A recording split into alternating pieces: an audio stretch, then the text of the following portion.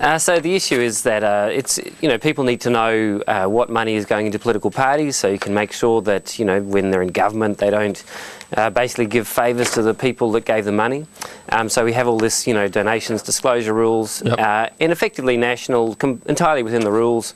About 75–80% of their donations, nobody knows who's giving them the money. But that's true of 30% of your 32% of your donations as well. So surely you should lead by example and not accept any anonymous donations. They're not anonymous. That's what's interesting, is the political parties know who's giving them the money. So if it's under $15,000 and the political party takes it, they don't have to declare the identity of the donor, but the party themselves knows, and that's the real problem. And so we just think change the rules, make it $1,000 instead of $15,000, and then you get much more disclosure. I don't see any problem with that. Don't you agree? I don't see any problem with changing it to $1,000. I mean, I'd be happy with that. I mean, the main thing is the rules have to apply to everyone. But I mean, you're obviously uptight about this. So you agree with me? Well, I agree with you on the $1,000 because, to be honest with you, I don't care, Russell, to be honest. But I mean, on Twitter they're saying this is the end of times. Dylan Horrocks said it's the end of times because you agree with me on this issue. Really? Is that happening on Twitter already? Yeah. God, heaven forbid. Of course. Well, that's my whole brand is buggered now, isn't it, Russell? Now that it's on the tweet.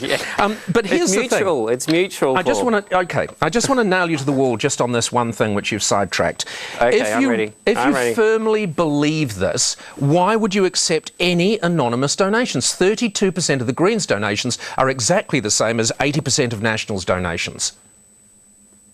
And so what we decided to do was apply the same rules. So we've gone what the law says, and we've advocated to change the law because we think the law should change. But we're under the same law as the National Party is, but we think you should change it. All right. So do what I do, do what I say, not what I do. The Labor, incidentally, is 70%. So I mean, there was a paper thin difference between Labor and National, isn't it? Really?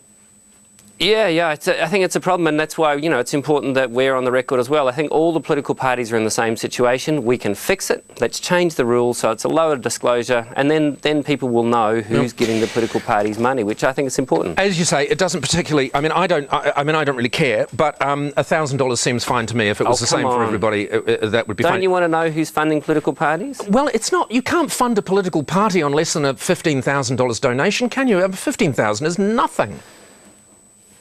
Yeah, but over 3 years it's $45,000. Which is still nothing, is it? I mean, really? In the news, I got it wrong, actually. How many hoardings do you get for $45,000? I mean, really, you can't curry favour for $45,000, can you? Well, how much do you think you need to curry favour? Well, I don't know. You'd know that better than me, Mr. Norman, wouldn't you? All right, it's time to go because we're just getting to the interesting bit of the evening. Either we were getting to the interesting bit or we were both about to lose the will to live. So thank you very much for joining us, Russell. Pleasure. Take care. Take care. Good night. Good night. Good night. He's a hard worker and he makes an interesting point. But